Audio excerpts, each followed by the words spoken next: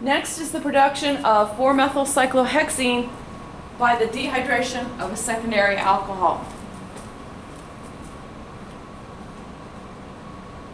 So to be a dehydration, it means we have to remove a molecule of water, okay, the hydroxy that makes it an alcohol, and a hydrogen from the carbon next door, and it's going to result in a new carbon-to-carbon pi bond.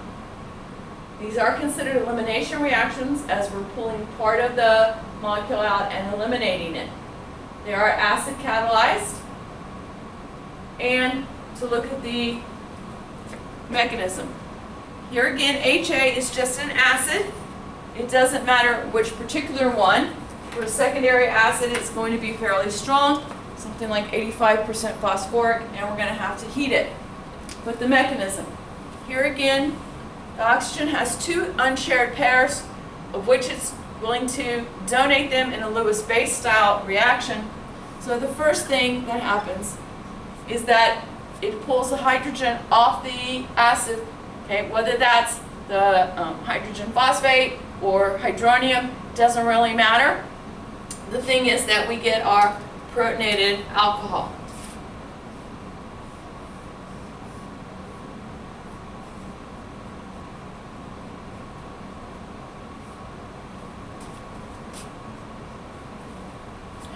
That does a couple of things for us. Number one, it gives us a better leaving group. If I were to try to knock the hydroxide off, the OH off here, it would have to leave us hydroxide. That's much more basic than here, where it would leave us water. Okay. In addition, then, to give us a better leaving group, it inductively makes the carbon it's attached to more slightly positive, and that inductively makes the carbons next to it more slightly positive, which means that the hydrogens on those carbons are, here again, just slightly positive, and so more acidic. So there are two hydrogen here, there are two hydrogen here. Those four hydrogen are all exactly equivalent because of the symmetry of the molecule, and there's no one that's better than another. And so I'm going to take a molecule of water from the environment and pull off one of those hydrogen. Okay. Now, as one of those acidic hydrogen accepts a new bond, it has to let go of the old bond because hydrogen never gets two bonds. So I'm going to take the electrons that used to be between the carbon and the hydrogen and bring them down to the carbon with the oxygen. Here again, if I took the other hydrogen that was on that carbon there, I wouldn't have anything to do with the electrons.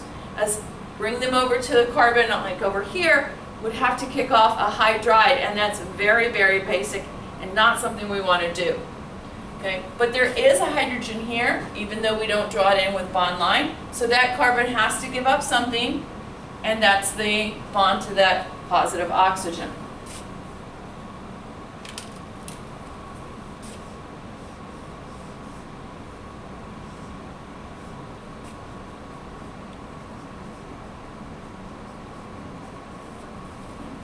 The water that pulls the hydrogen off becomes hydronium. There's plenty of that floating around anyway.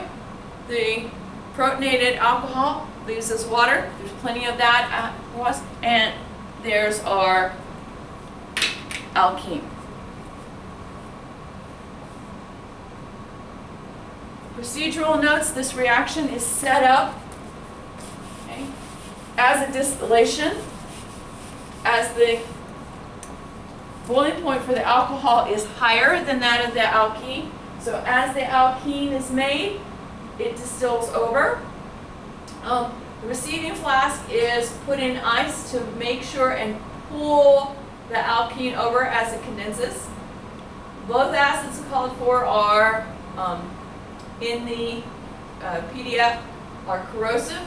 So if you were doing this, I very strongly recommend that you wear aprons and use gloves. We're going to use a heating mantle as a source, and if we heat it slowly enough, here again the product should distill without the alcohol or any of the acids, so we can isolate the product that way. Okay.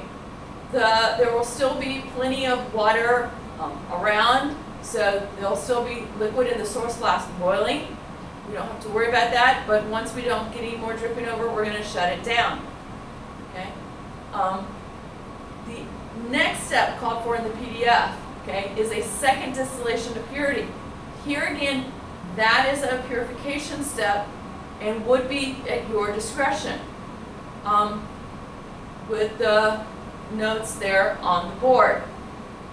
If you decided not to do the second distillation, you would simply not report a distillation range on your label. You put distillation range NA, not applicable, or NP, not performed, that sort of idea. So that's our dehydration.